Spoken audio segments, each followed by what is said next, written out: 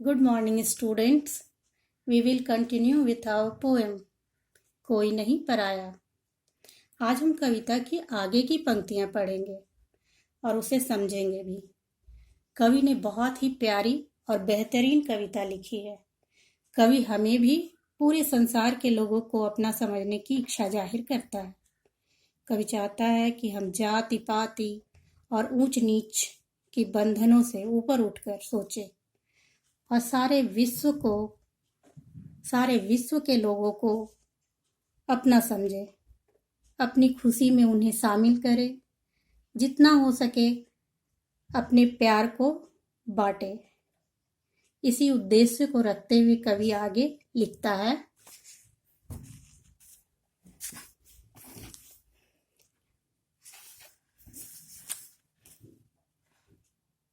कहीं रहे कैसे भी मुझको प्यारा यह इंसान है, मुझको अपनी मानवता पर बहुत बहुत अभिमान है। अभिमान मतलब गर्व। अरे नहीं देवत्व, मुझे तो भाता है मनुजत्व ही। मनुजत्व मानवता। और छोड़कर प्यार नहीं स्वीकार सकल अमरत्व भी। सकल समस्त अमरत्व अमरता। मुझे सुनाओ तुम न स्वर्ग सुख की सुकुमार कहानियां। सुकुमार कोमल या चिकनी। मेरी धरती 100 स्वर्गों से ज्यादा सुकुमार है। कोई नहीं पराया, मेरा घर सारा संसार है। अब हम यहाँ तक के पंक्तियों का अर्थ समझते हैं।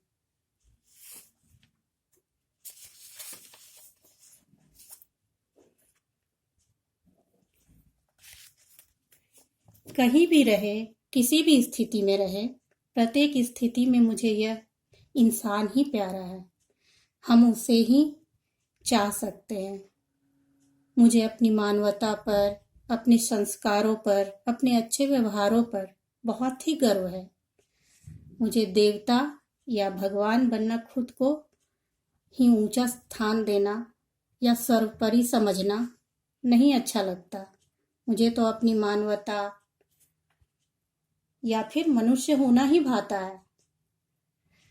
आपसी प्यार को त्याग कर, जो हमारा आपसी प्यार, आपस का जो प्यार है, उसको त्याग कर, छोड़कर मुझे अमर होना बिल्कुल स्वीकार नहीं है। मैं तो आपसी प्रेम को महत्व देने वाला हूँ। ऐसा ही हमें भी होना चाहिए। कवि चाहता है कि जैसा वो अपने बारे में बता रहा है, वैसे ही वो हम लोगों को भी चाहता है कि वैसा ही बने।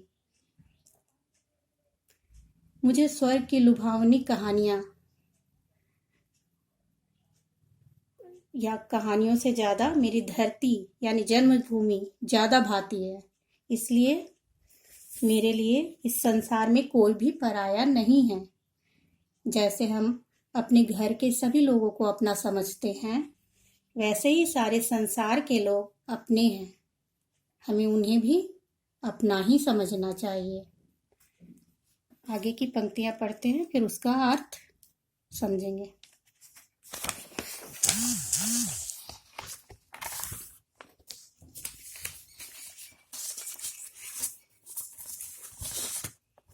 मैं सिखलाता हूँ कि जियो और जीने दो संसार को। जितना ज्यादा बांट सको तुम, बांटो अपने प्यार को। हंसो इस तरह, हंसे तुम्हारे साथ दलित यह धूल भी। दलित मतलब दबाया हुआ। चलो इस तरह, कुचल न जाए पग से कोई सूल भी। सुख न तुम्हारा सुख केवल, सुख न तुम्हारा सुख केवल, जग का भी उसमें भाग हो। फूल डाल का पीछे पहले उपवन का श्रृंगार है। कोई नहीं पराया, मेरा घर सारा संसार है। अब इसका अर्थ हम लोग समझते हैं।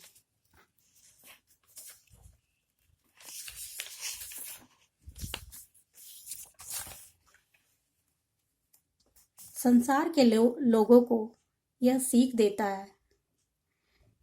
कवि संसार के लोगों को यह सीख देता है कि खुद भी जियो और दूसरे को भी जीने दो।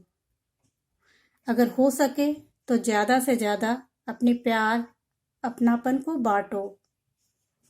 अपनी खुशी में, अपने आनंद में उन्हें भी शामिल करो। जो निर्धन हो, पिछड़े हो, दलित हो, अपनी हंसी उन्हीं के साथ बांटो।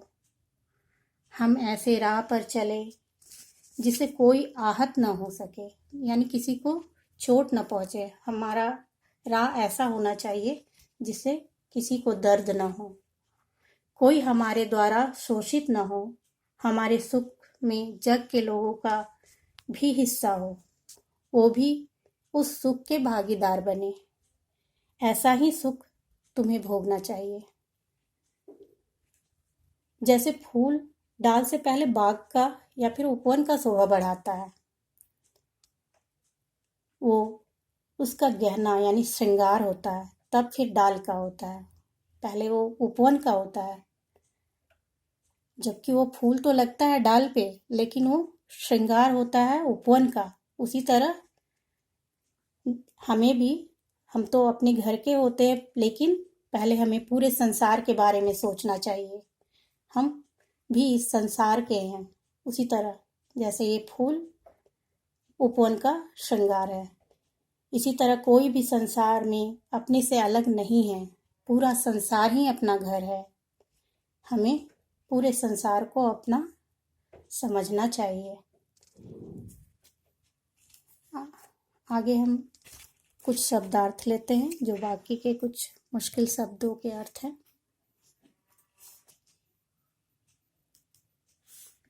वर्ड मीनिंग यानी शब्दार्थ। अभिमान, अभिमान मतलब गर्व। मनुजत्व यानी मनुष्यता या मानवता। सकल मतलब समस्त, सब। अमरत्व मतलब अमरता। सुकुमार मतलब कोमल या चिकना। दलित दबाया हुआ। ये आज के शब्दार्थ हुए। अब हम कुछ गृह कार्य की ओर आगे बढ़ते हैं। होमवर्क, गृह कार्य को ही होमवर्क कहते हैं। इसमें हमने मल्टीपल चॉइस क्वेश्चन लिया है, बहुविकल्पी प्रश्न। पहला है,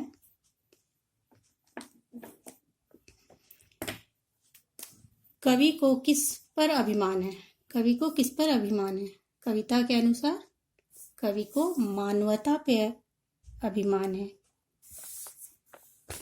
फूल उपवन का क्या है? हार है, धूल है, सूल है, श्रृंगार है। क्या होगा? श्रृंगार। फूल उपवन का श्रृंगार है। कवि क्या बांटने को कह रहा है? घर, द्वार, प्यार, फूल। इस चार ऑप्शन में से ग होगा प्यार।